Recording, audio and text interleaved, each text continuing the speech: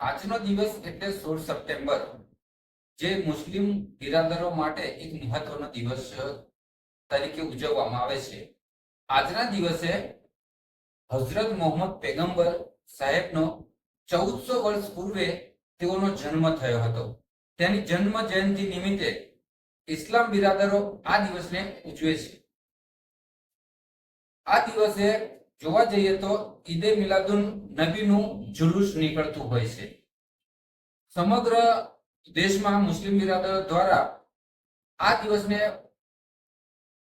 મોટી ધામધૂમથી ઉજવવામાં આવે છે. તેમજ મસ્જિદ, દરગાહ તેમજ જાહેર રસ્તાઓને પણ શણગારવામાં આવે છે.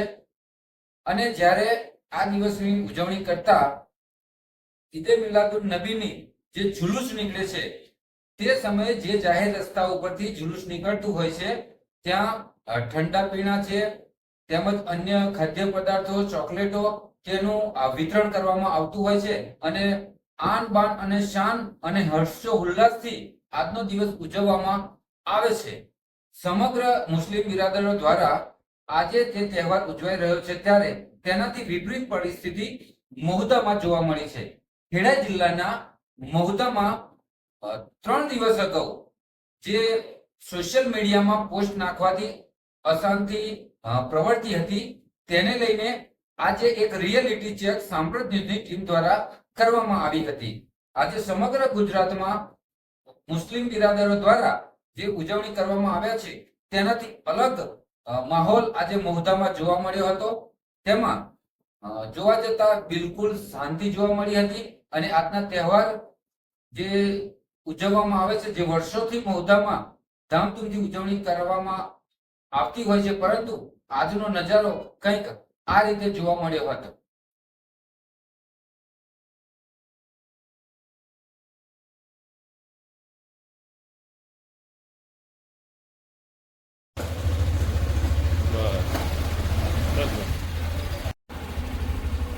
આ બધું